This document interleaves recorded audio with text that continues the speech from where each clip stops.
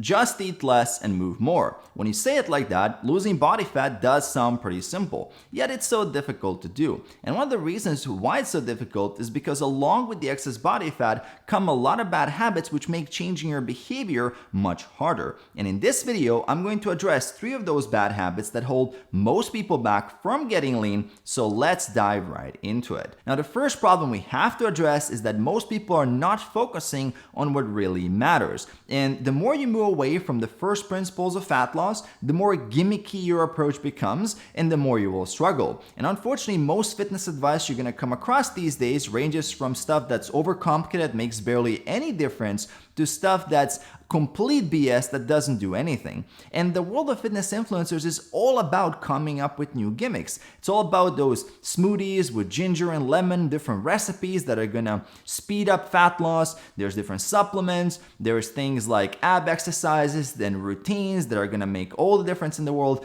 And this stuff makes for great content. It gets attention, provides that novelty. There's always something new around the corner. And it also feeds into that last glimmer of hope people have. There's finally going to be that one thing that's going to make all the difference so they can finally get the physique that they want. The truth, however, is that in order to get lean and stay lean, you need to understand the first principles of how and why any diet works. Because if you don't know the first principles, you don't know what's actually driving results and progress. So when your current approach stops working, you don't know what to change. First principles thinking is about decomposing a problem into its very basic elements. Elon Musk often credits first principles thinking for helping him solve very complex problems that were a part of his businesses. And when it comes to fat loss, there are 2 main principles you need to understand. The first non-negotiable principle is that you must reduce your overall energy intake to create a negative energy balance. In all the diets you know, keto, paleo, low fat, low carb, slow carb, tracking your calories and macros, intermittent fasting,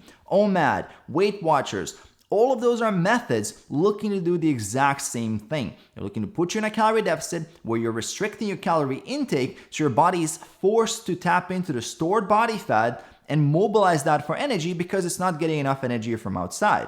And your success depends on you choosing the method of calorie restriction that you can be consistent with. And there is no secret, easy method all the lean people are hiding from you.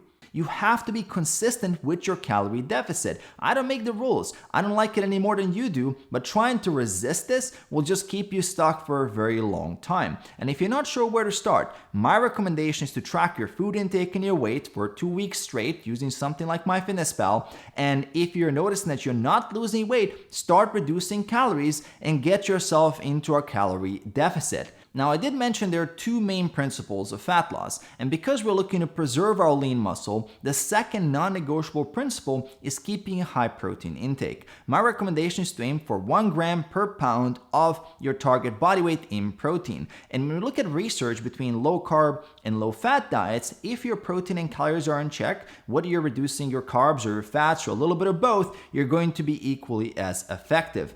And a high protein diet is not just to help you preserve muscle, it's also going to help you be more consistent with your diet because protein is very filling and allows you to reduce hunger levels. And when I look at people's plans, not getting enough protein and not hitting the like button are 2 very common problems. So when you're designing your diet, ignore the gimmicks. Focus on being accountable to your calories and protein first, hit that like button, and this is where 90% of your results will come from. Now, the second bad habit that limits a lot of people's progress is alcohol, leading to very poor food decisions.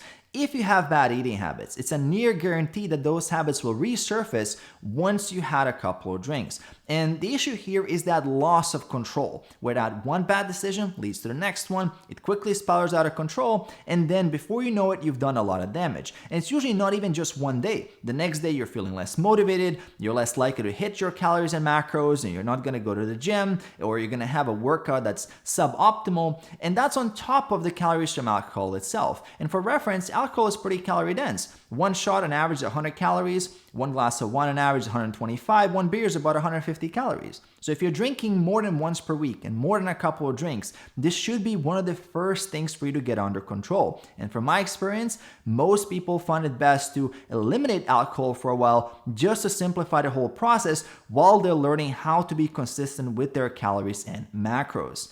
Now, the third bad habit you gotta be really careful with is something I call all roads lead to calories. Had a long and stressful day at work? Let's relax and order some junk food for dinner. Finish the project you've been working on the whole week? Let's celebrate and go to an all-you-can-eat buffet. Had a hard workout? Let's indulge. You've earned it. When I talk to people who struggle, these are very common scenarios. It feels like everywhere they go and everything they do leads to more calories. So overeating becomes a reward for success, and it's also a coping mechanism for hard times. And when you think about it, this is a completely unsustainable relationship with food. Now, I'm not saying you should never celebrate with a meal, it's a big part of our social lives and we all do it, but the foundation of your daily nutrition strategy shouldn't be your emotional state. Because if you only go by how you feel without any kind of goals or plans, well, then any event can be subjectively interpreted in a way to justify overeating. And if this is happening to you, my advice is to take a step back, recognize these patterns, and start shifting from emotional decision making into rational decision making.